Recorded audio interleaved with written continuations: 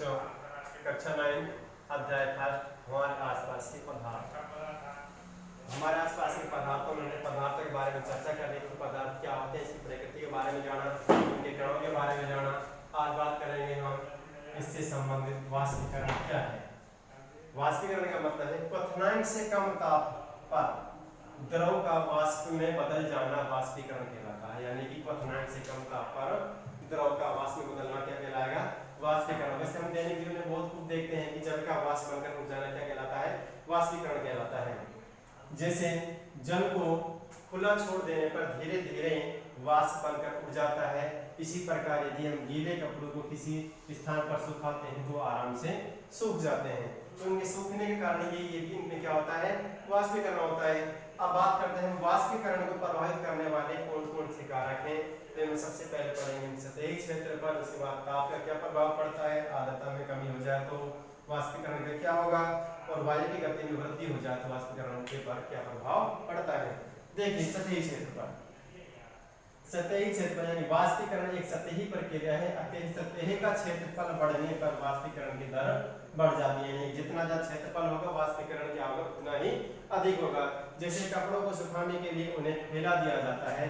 यदि हम कपड़ों को इकट्ठा डाल दें तो वो सूखेंगे नहीं, क्योंकि उनका क्षेत्रफल कम है। यदि हम कपड़ों को सुखाने के लिए उनको फैलाएंगे क्षेत्रफल अधिक हो जाएगा, और क्षेत्रफल अधिक होने के कारण क्या होगा, वाष्पीकरण की क्रिया अधिक होगी और वो आसानी से सूख जाएंगे।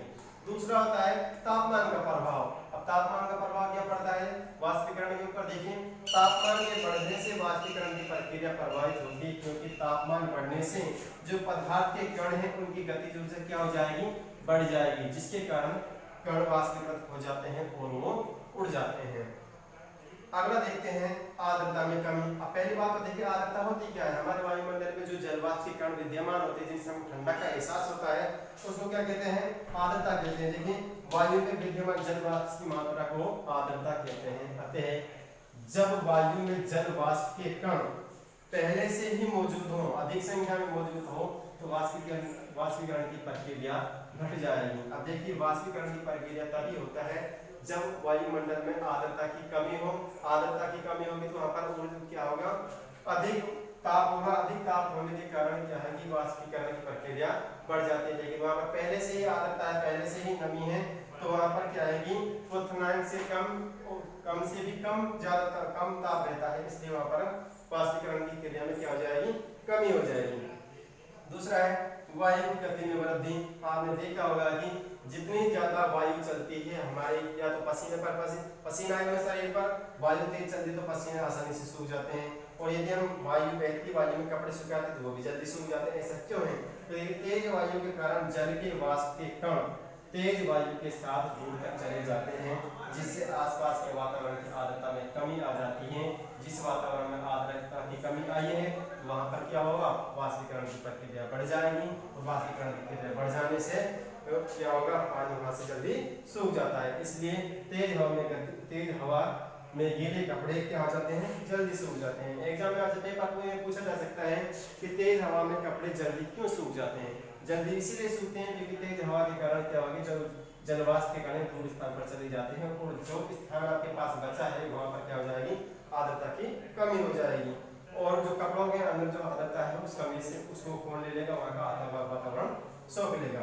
अब देखिए वाष्पीकरण के कारण शीतलता कैसे होती है। आपने कई बार देखा होगा कि जैसे बोतल है, ये बोतल आपने कहाँ से निकाली, फ्रिज से निकाली, तो इसके आसपास छोटी छोटी बूंदें आ जाती हैं।